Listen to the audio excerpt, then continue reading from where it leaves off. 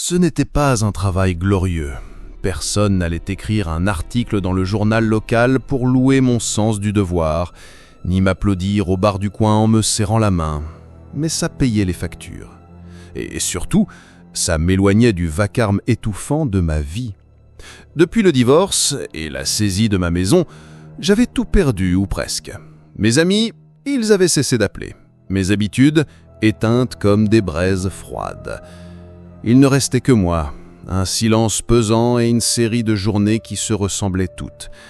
Alors, quand l'opportunité d'intégrer l'entretien du comté s'était présentée, j'avais pris ça comme une sorte de salut discret. Rien de spectaculaire, une paye régulière, la promesse d'heures supplémentaires, et surtout l'assurance de passer mes journées loin des regards et des souvenirs. Ma mission semblait claire, prendre le camion, suivre la liste, démonter les vieux panneaux de sentier, signaler les chemins comme nettoyés et avancer. Simple, mécanique, presque rassurant. Ce matin-là, je m'étais arrêté dans le petit diner de la ville, celui qui sentait toujours le café brûlé et la graisse froide.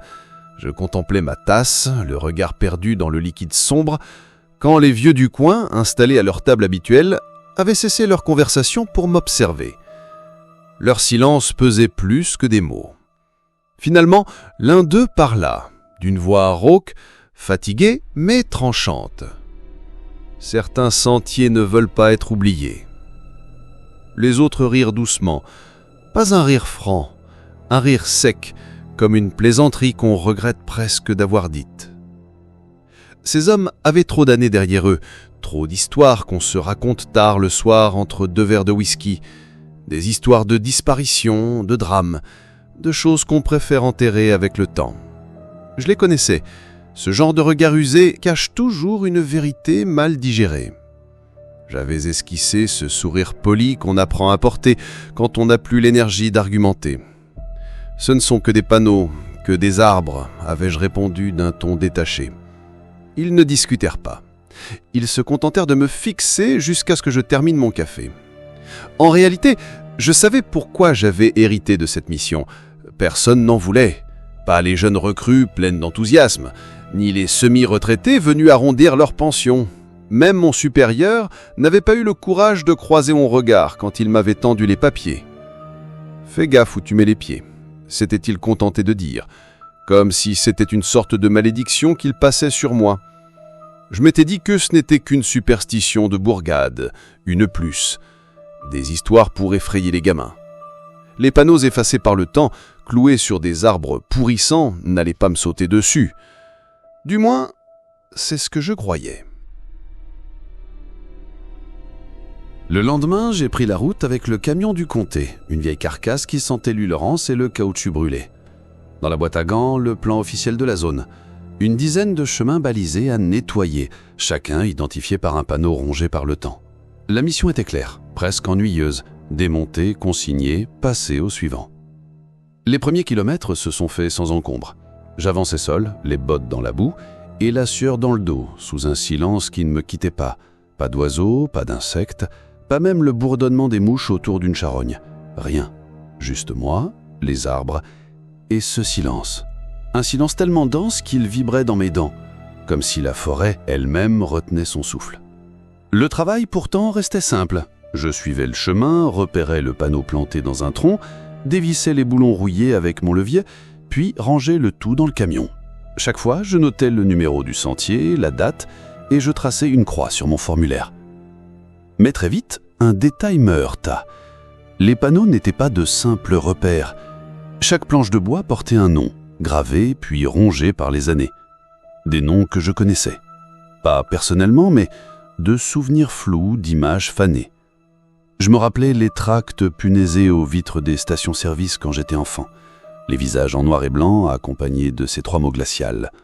Disparu, recherché, dernière fois vu. Les années avaient passé, les affiches avaient disparu, mais les noms, eux, restaient, cloués aux arbres comme de mauvaises cicatrices. Certains remontaient encore plus loin, des noms qui circulaient comme des murmures dans les conversations d'adultes quand j'étais gosse. Des noms qui sentaient la malchance, les drames familiaux, les accidents dont personne ne voulait parler à voix haute. je me surpris à trouver étrange ce rituel. Pourquoi baptiser un sentier du nom de celui qui s'y était éteint? Pourquoi faire de la disparition de quelqu'un un repère touristique? C'était morbide, grotesque. Et pourtant personne ne m'avait rien dit dans mon briefing, comme si tout cela allait de soi. Je secouai la tête pour chasser ces pensées. Mon boulot n'était pas de philosopher, mais d'enlever des panneaux, des morceaux de bois cloués aux arbres. Point final. Pourtant, plus j'avançais, plus quelque chose clochait. Au bout de quelques jours, j'ai commencé à remarquer des incohérences. Un matin, je démontais une série de panneaux, les rangeais soigneusement à l'arrière du camion. Mais l'après-midi, en repassant par le même sentier, certains étaient de retour, vissés même tronc, comme si je n'y avais jamais touché. J'ai pensé à une erreur de ma part. Peut-être avais-je mal noté, peut-être avais-je confondu. Mais non, les traces de mes boulons arrachés étaient toujours là, les entailles de mon levier encore visibles. Et pourtant, le panneau était revenu, comme neuf, comme réinstallé exprès. Puis il y eut les empreintes. Autour d'un chemin, dans une clairière humide, j'ai trouvé des traces dans la boue. Des pas trop étroits pour être les miens, trop précis pour être effacés par hasard. Ils s'enfonçaient dans le sentier, s'arrêtaient net au milieu des broussailles. Pas de retour, pas de continuité. Comme si la personne s'était évaporée, happée par l'air. Je me suis arrêté un long moment, les mains tremblantes sur mon carnet, à regarder ces empreintes mortes dans la terre. Il n'y avait pas eu de pluie récente, pas de vent assez fort pour tromper mes yeux. Quelqu'un avait marché ici, mais où avait-il disparu? Et surtout, pourquoi ces pas semblaient-ils m'attendre? Je secouai la tête, de plus en plus nerveux. Ce n'était rien, me répétais-je bien. Juste des coïncidences, de la fatigue, le poids du silence. Pourtant, mon corps, lui, n'était pas dupe. Chaque poil de ma nuque se dressait. Chaque ombre entre les arbres me semblait m'observer. La forêt n'était pas seulement silencieuse. Elle respirait. Et j'avais l'impression déjà qu'elle me fixait. Les jours suivants, le travail cessa d'être mécanique. Chaque panneau arraché devenait une lutte contre quelque chose d'invisible, une présence sourde, une force qui semblait refuser que je touche à ce bois rongé par le temps. Je démontais un repère au matin, je le rangeais soigneusement dans la pile, et le soir, je le retrouvais réinstallé. Pas au même endroit, non, plus loin, plus profondément dans les bois, comme si quelqu'un ou quelque chose voulait me pousser à avancer, toujours plus loin, toujours plus profond. C'est à ce moment que la radio commença à grésiller. Au début, ce n'était que du bruit blanc, des parasites, le crachotement familier d'une fréquence trop éloignée, mais peu à peu, derrière la friture, des formes de mots. Stop, rebrousse, laisse-les. Des phrases hachées, des chuchotements qui semblaient flotter juste derrière le voile des ondes, des voix urgentes, pressées, mais jamais nettes. Je serrai le micro de la radio, le souffle court. « Qui est là? Répondez !» Seul le silence, puis ce murmure éraillé. « Tu ne devrais pas être ici. » Je lâchai l'appareil comme s'il m'avait brûlé. Je tentais de me convaincre qu'il s'agissait d'une mauvaise plaisanterie, des ados qui s'amusaient à pirater ma fréquence, ou peut-être ces vieux types du dîner décidés à prolonger leurs blagues. Mais au fond de moi, je savais. Il n'y avait rien d'humain dans cette cadence, rien de vivant dans ces échos. J'avais pensé abandonner, faire demi-tour, perdre les heures supplémentaires, risquer de fâcher mon supérieur. Mais les factures s'empilaient et je n'avais plus la force d'ajouter un échec à ma liste. Alors, contre toute logique, je suis resté. J'ai monté ma tente, ce soir-là, au milieu des arbres morts, le cœur battant à chaque craquement de branche. J'ai allumé ma lampe de poche, m'efforçant de croire qu'un halo jaune suffisait à me protéger de la nuit, mais la forêt n'essayait même plus de feindre le sommeil. Des bruits glissaient entre les troncs. Pas vraiment des pas, pas vraiment des bêtes, quelque chose qui rampait, imitait maladroitement des sons mécaniques. À un moment, j'ai entendu le bip saccadé de ma radio répéter, comme si quelqu'un, dehors, tentait de reproduire la mélodie sans comprendre ce qu'elle signifiait. Je serrai le micro de la radio, le souffle court. « Qui est là? Répondez. » Seul le silence, puis ce murmure éraillé. « Tu ne devrais pas être ici. » Je lâchai l'appareil comme s'il m'avait brûlé. Je tentais de me convaincre qu'il s'agissait d'une mauvaise plaisanterie, des ados qui s'amusaient à pirater ma fréquence, ou peut-être ces vieux types du dîner décidés à prolonger leurs blagues. Mais au fond de moi, je savais. Il n'y avait rien d'humain dans cette cadence, rien de vivant dans ces échos. Je cumulais tout ce qui faisait une histoire trop borune pour être vraie. Mais cette vieille bécane des rumeurs enterrées, cette histoire à dormir debout, elle s'en construisait sous mes yeux, devenait mon univers et choisissait mes personnages. Ma requête était involontaire, mais je me rentrais comment autour de moi le prendre au sérieux déjà. Que voulait-on que je retrouve ? De l'équipement perdu en montagne ou un camion qu'il fallait éliminer ? J'ai monté ma tente ce soir-là, au milieu des arbres morts, le cœur battant à chaque craquement de branche. J'allumai ma lampe de poche, m'efforçant de croire qu'un halo jaune suffisait à me protéger de la nuit, mais la forêt n'essayait même plus de feindre le sommeil. Des bruits glissaient entre les troncs, pas vraiment des pas, pas vraiment des bêtes, quelque chose qui rampait, imitait maladroitement des sons mécaniques. À un moment, j'ai entendu le bip saccadé de ma radio répéter, comme si quelqu'un, dehors, tentait de reproduire la mélodie sans comprendre ce qu'elle signifiait. Je restais assis, pétrifié, le souffle court, à écouter. Ça ne s'arrêtait pas. Ça s'approchait. Alors, j'ai pris mon courage à deux mains, j'ai attrapé ma lampe et j'ai ouvert la tente d'un geste sec. La lumière a balayé les arbres et j'ai vu une silhouette, immense, trop grande pour être humaine, trop immobile pour être animale. Un colosse figé entre deux troncs, comme sculpté dans l'ombre elle-même. Je n'ai pas eu le temps de détailler. J'ai cligné des yeux et il n'y avait plus rien. Un arbre peut-être, une illusion d'ombre. C'est ce que je voulais croire. Mais mon corps, lui, ne croyait rien.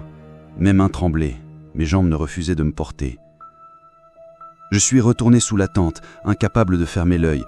La radio, à nouveau, s'est animée dans le noir. Cette fois, elle ne crachotait pas des phrases, mais des noms.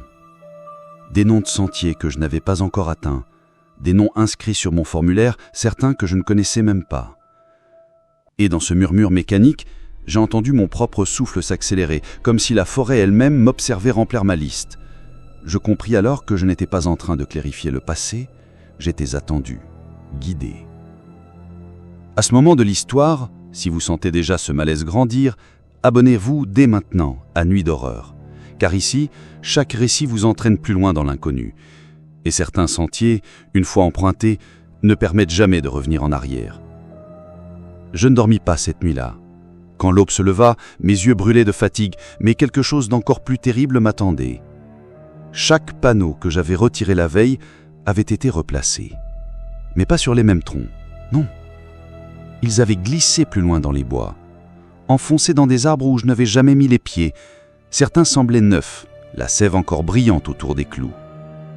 Et mon camion avait disparu. Les traces de pull menaient droit vers les broussailles, puis s'éteignaient dans le néant, comme si le véhicule avait été avalé par la forêt. Je restais planté là, hagard, la gorge serrée. L'envie de fuir brûlait en moi, mais la réalité me rattrapa.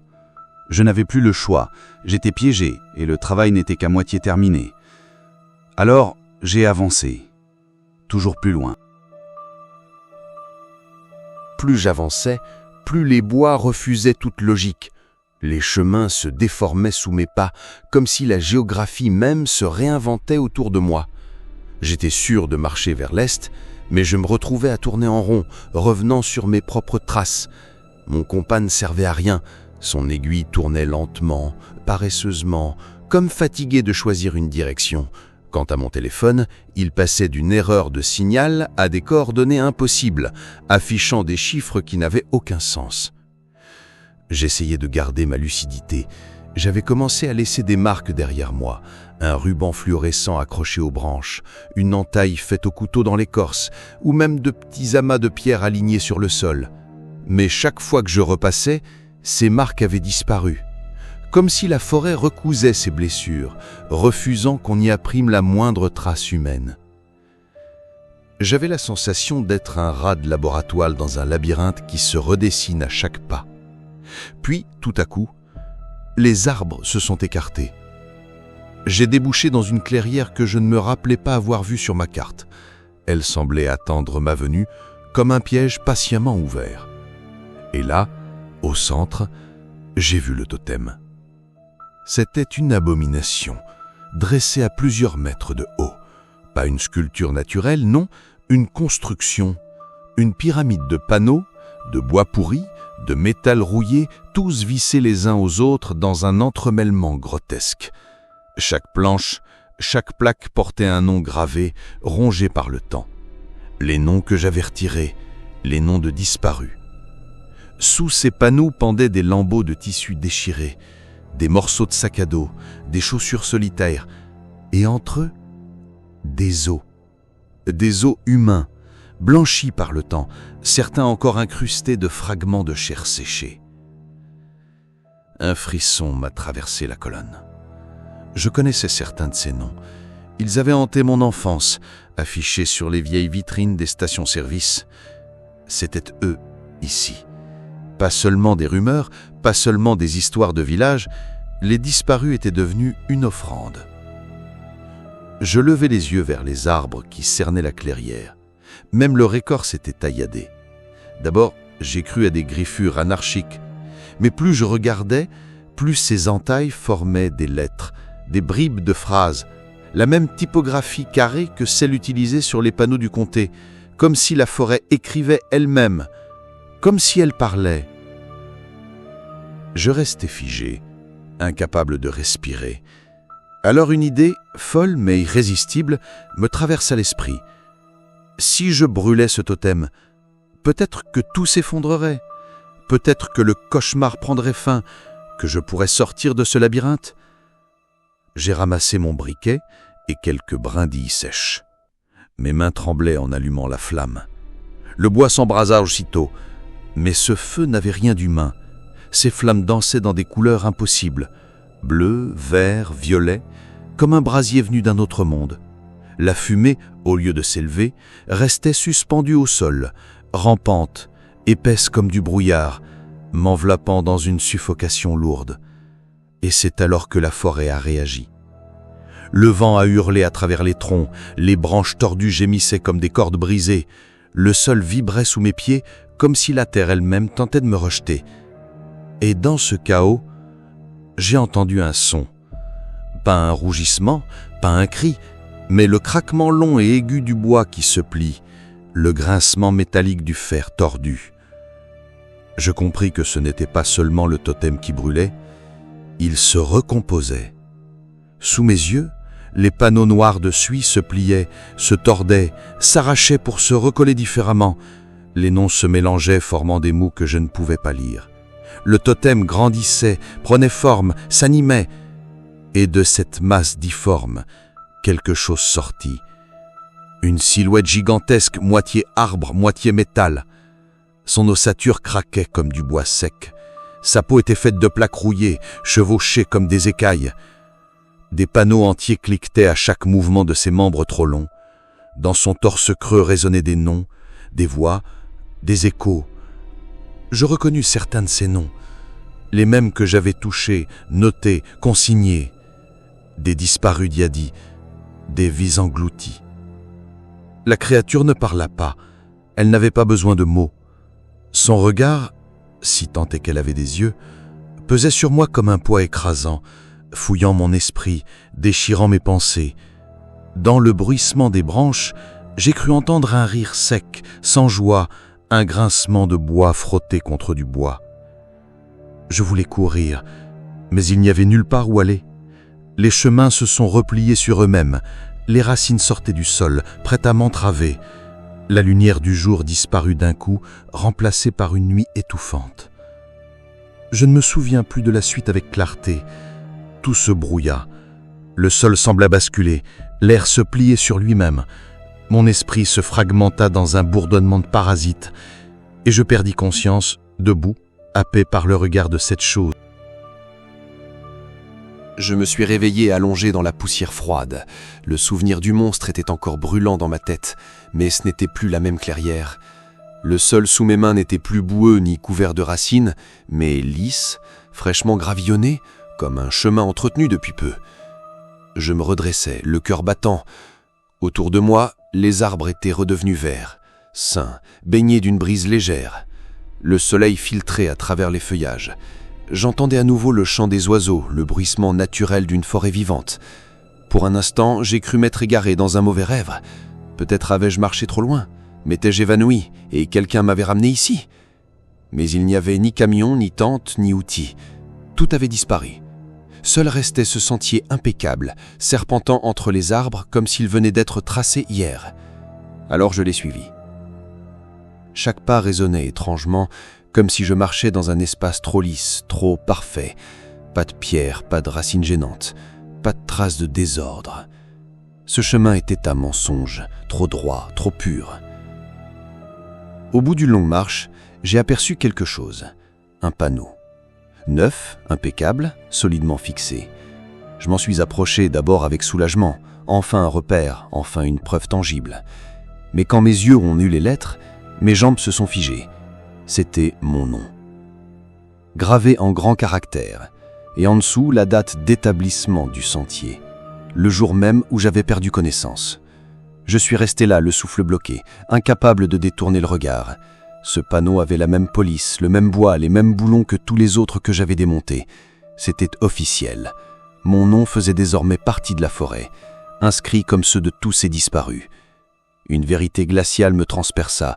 Je n'avais jamais effacé les anciens sentiers. Non, j'avais fait de la place. Chaque nom arraché n'était pas une fin, mais une étape pour un nouveau. Les disparus n'avaient pas été oubliés. Ils avaient été recyclés. Et désormais, c'était mon tour. Je reculais, le cœur au bord de l'explosion. Mais avant même de m'effondrer, j'aperçus des silhouettes plus loin, avançant tranquillement. Des randonneurs. 3, peut-être 4. Des gens normaux, sacs à dos colorés et blousons vifs, riant en suivant le sentier comme s'il s'agissait d'un simple chemin de promenade. Je criais, je hurlais qu'ils devaient s'arrêter, rebrousser chemin, qu'ils ne savaient pas ce qui les attendait, mais ils ne réagirent pas. Ils ne levèrent même pas la tête. Alors désespéré, je me jetai sur eux. Et je compris l'horreur. Ils passèrent à travers moi. Pas autour, pas à côté, à travers. Leur corps traversa mon nez comme une lame de glace. Une douleur glaciale, irréelle, me coupa le souffle. Je n'étais plus vraiment là. Je continuais de les suivre, de hurler, de gesticuler, mais rien n'y faisait. Ils riaient, prenaient des photos, insouciants. Ils ne voyaient pas l'abîme qui les avalerait plus loin, ni les racines qui les happaient. J'essayais de quitter le sentier pour briser la malédiction, mais dès que je posais un pied hors de la trace, le monde se tordit, les arbres s'écrasaient sur moi, les couleurs disparurent, et je fus violemment rejeté sur le chemin. Piégé. Condamné à marcher encore et encore entre la tête du sentier, celui qui portait désormais mon nom, et la limite invisible où tout se recourbait. Je pouvais hurler, courir, m'épuiser, rien ne changeait. Le sentier m'avait avalé. Le temps perdit toute signification. Je ne dormais plus. Je n'avais pas faim ni soif. Mon corps ne souffrait pas, mais mon esprit s'effritait. Je marchais, je revenais, j'attendais. Et parfois des promeneurs apparaissaient. Ils entraient sur mon sentier. Ils en ressortaient, riant, insouciants. Ils ne voyaient pas l'abîme qui les avalerait plus loin, ni les racines qui les happaient. J'essayais de quitter le sentier pour briser la malédiction, mais dès que je posais un pied hors de la trace, le monde se tordit, les arbres s'écrasaient sur moi, les couleurs disparurent, et je fus violemment rejeté sur le chemin, piégé. Condamné à marcher encore et encore entre la tête du sentier, celui qui portait désormais mon nom, et la limite invisible où tout se recourbait. Je pouvais hurler, courir, m'épuiser, rien ne changeait. Le sentier m'avait avalé. Avant de continuer, prenez une seconde pour vous abonner à Nuit d'horreur, car certaines histoires, comme celle-ci, ne s'éteignent jamais vraiment. Elles se transforment, elles se répètent, et elles attendent toujours une nouvelle victime. Un jour, ou peut-être une éternité plus tard, il est arrivé. Un garde forestier, un homme en uniforme, clipboard à la main, veste orange avec le même écusson que celui que je portais autrefois. Il regarda le panneau portant mon nom avec un froncement de sourcils, comme s'il s'agissait d'une erreur administrative. Puis il sortit un pied de biche et commença à le décrocher. Je voulus lui hurler, le supplier de s'arrêter, mais il ne m'entendit pas directement. Non, c'est à travers sa radio que ma voix grésillante se fit entendre, distordue, brisée, à peine compréhensible, un souffle qui répétait « Ne fais pas ça, Pars !» Il leva les yeux, hésita une seconde, puis haussa les épaules. Sans doute croyait-il à une mauvaise blague de villageois, mais je savais déjà ce qui l'attendait. Car entre les arbres, je le vis, la silhouette. La chose de panneau et d'eau, elle ne se cachait pas. Elle marchait devant lui, lentement, l'entraînant plus loin. Il ne la voyait pas, mais il le suivait, toujours plus profond. Et je compris que la forêt avait trouvé son prochain nom.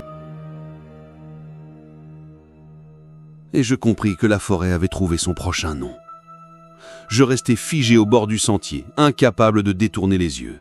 Le garde forestier avançait, son pied de biche dans une main, le panneau sous l'autre bras, sans savoir qu'il marchait vers sa propre disparition. La créature l'attendait, patiente, faite de bois, de métal et de non volés. Elle ne le poursuivait pas, elle n'avait pas besoin de le traquer, elle l'attirait. Un pas après l'autre, il s'enfonçait dans la forêt jusqu'à franchir cette limite invisible où je n'avais plus accès. Et je demeurais seul, incapable de le suivre, condamné à regarder. Le silence retomba, mais ce n'était pas le silence de la paix, c'était celui d'un monde qui attend. Je savais ce qui allait arriver. Le panneau serait de retour, fixé de nouveau au bord du chemin, mais il ne porterait plus mon nom. Non. Un autre nom apparaîtrait, gravé comme une sentence irrévocable, accompagnée d'une nouvelle date. Le garde forestier, à son tour, deviendrait un sentier. Une trace pour les randonneurs inconscients. Un nouveau maillon dans la collection de la forêt. C'est ainsi que ça marche. Je l'ai compris trop tard. La forêt ne tue pas, elle recycle. Elle avale les gens, elle les décompose, puis les réécrit en chemin. Les vivants ne disparaissent pas vraiment. Ils deviennent des sentiers, des panneaux, des morceaux du paysage. Des repères pour les autres, jusqu'à ce que leur nom soit à son tour arraché pour laisser place à un nouveau. Un cycle sans fin. Je marchais encore et encore sur le même ruban de gravier, de la tête du sentier à la frontière invisible. Prisonnier dans ma propre tombe ouverte, obligé d'assister à la naissance de nouvelles victimes. Chaque randonneur qui riait, qui admirait le paysage, je savais qu'un jour, peut-être, leur nom serait cloué à un arbre. Je criais, je suppliais, je tendis les bras pour les retenir. Mais je n'étais qu'une ombre, une voix grésillante dans une radio, un souffle qui se perd dans le vent. Personne ne m'entendait vraiment. Le pire n'était pas d'être mort, le pire était de continuer à marcher, encore et encore sur ce chemin maudit, sans fin, sans sommeil, sans douleur, mais avec une conscience intacte. Un fantôme condamné à garder sa propre pierre tombale. Parfois dans les instants les plus sombres, je me demande, suis-je le seul à savoir? Ou d'autres, avant moi, arpentent-ils leur propre sentier ailleurs dans ces bois, prisonniers de la même malédiction? Peut-être que cette forêt n'est qu'un immense cimetière de noms, une carte vivante tracée avec des vies humaines. Et alors une pensée me glace le sang. Si les sentiers portent toujours nos noms, qu'adviendra-t-il le jour où il n'y aura plus de place? Quand chaque arbre, chaque clairière sera saturée de panneaux? Peut-être qu'alors la forêt cessera d'attendre. Peut-être qu'elle n'attendra plus les randonneurs. Peut-être qu'elle viendra chercher ceux qui croient être en sécurité loin d'ici. Un souffle froid traverse parfois les branches. Et dans son murmure, j'entends toujours le même message. Un jour, ce sera ton tour. Voilà pourquoi je vous parle ce soir. Parce que si un jour vous marchez sur un sentier flambant neuf, trop parfait, et que vous lisez un nom gravé dessus, sachez que ce n'est pas une simple plaque, c'est une tombe, une vie avalée par la forêt. Et peut-être que ce nom bientôt sera le vôtre.